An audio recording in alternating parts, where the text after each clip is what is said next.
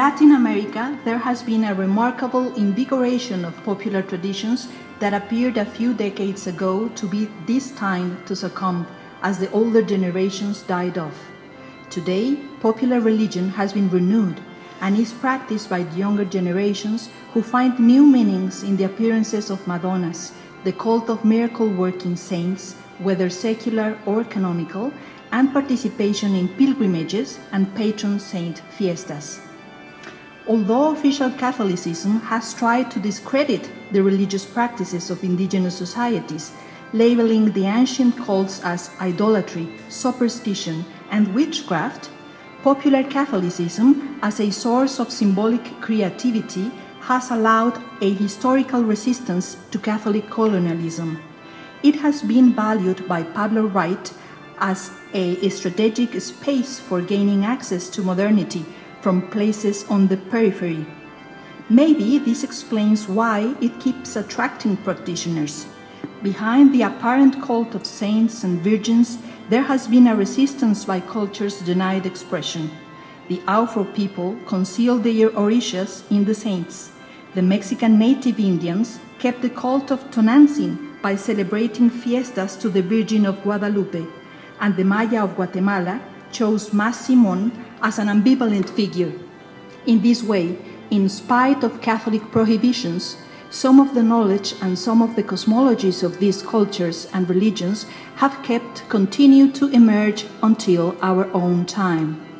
It is the practical meaning of this which escapes institutional controls and the taint of heresy, because they are kept up under the formula of replicating the Baroque. Serge Grusinski explained the Baroque as a laboratory of modernity and post-modernity, where cloned images are containers of forbidden memories. But these same religious symbols, represented in images, not only remit to the memory of a past, but to a constant renewal of meanings and social pacts. For example, the Virgin of Guadalupe is not just the guardian of the memory of ancestral beliefs and a symbol of national syncretism, as she is constantly being reformulated through stylistic interventions that give her new meanings. She has been appropriated by the uprising of the indigenous people in Chiapas with the EZLN, the Zapatista Army of National Liberation, which arose in 1994. The Guadalupe, as she is colloquially known, had her mouth covered by a balaclava, the distinctive image of the Zapatistas, and was raised as a banner for this indigenous war against the state. Guadalupe has also been transformed into Lupita through the aesthetic intervention of Chicano art, a political cultural movement of Mexican migrants to the United States, in the painting of Yolanda Lopez, who portrays her as a contemporary young woman symbolizing the values of feminist activism and no longer with the features of a serene and passive mother. The Virgin has also been transformed through advertising, conducted by the Mexican company Destroyer, who have intervened stylistically with the Virgencita Please brand, a hybrid image full of color, textures, and friendly forms, easily digested by an adolescent pop market, commercializing the ritual of Guadalupe offerings, which have been foreign to them.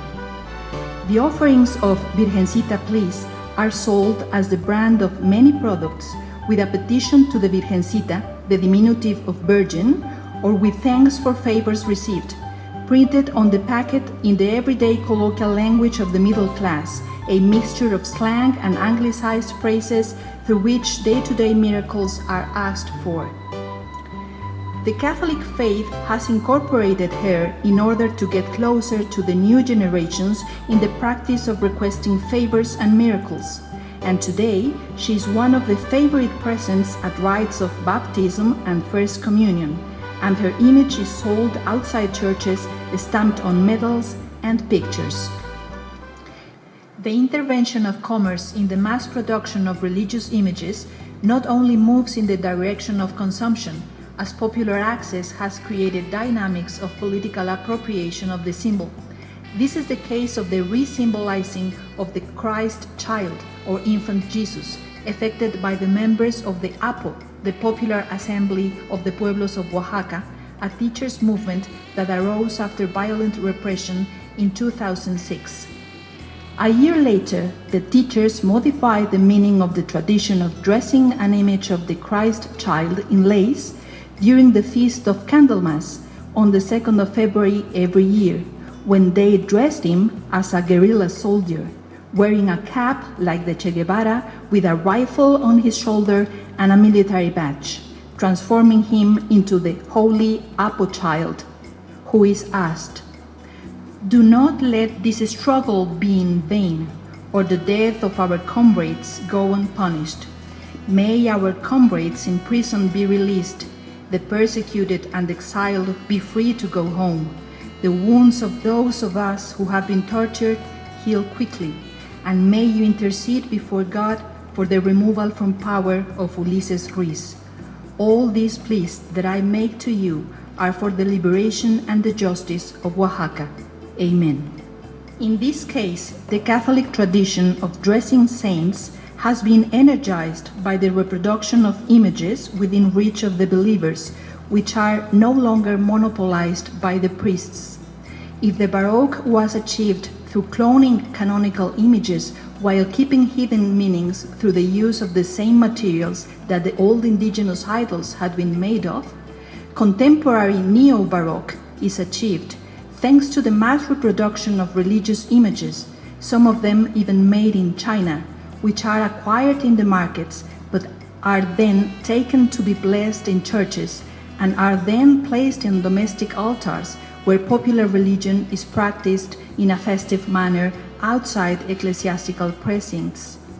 It is a popular activity that allows subversion of the symbolic through the simple device of making ad hoc clothes.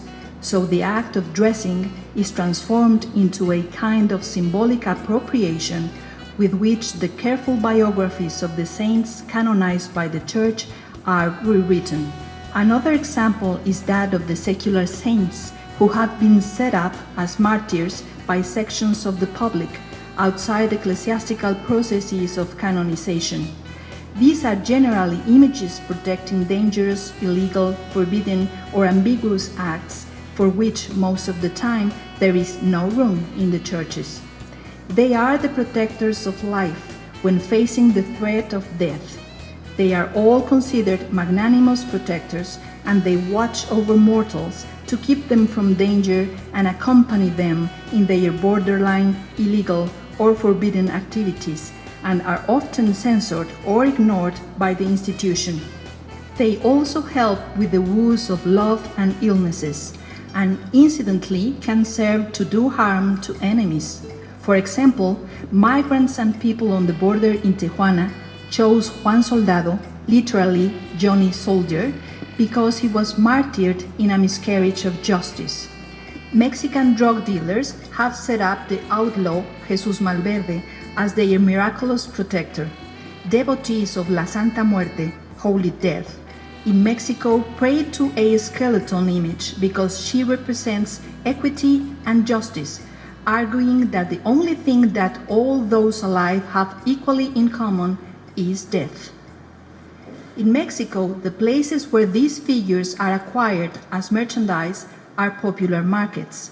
They are consumer products made of plaster, but because of the personal relationship established with them by the believer, they are thought of more as flesh and blood than other saints locked up in their chapels. Believers also have an intimate and familiar relation with their saints as they keep them at home, dress them as they will, and carry them on their persons in the shape of little figurines or as tattoos. In a similar fashion, there has been a resignification of canonical saints in Mexico, such as Saint Toribio Romo, who was canonized as a martyr from the Cristero War, going 1926 to 1929, but has been popularized as the saint of migrants. And St. Judas Thaddeus, who has now become the protector of illegal businesses.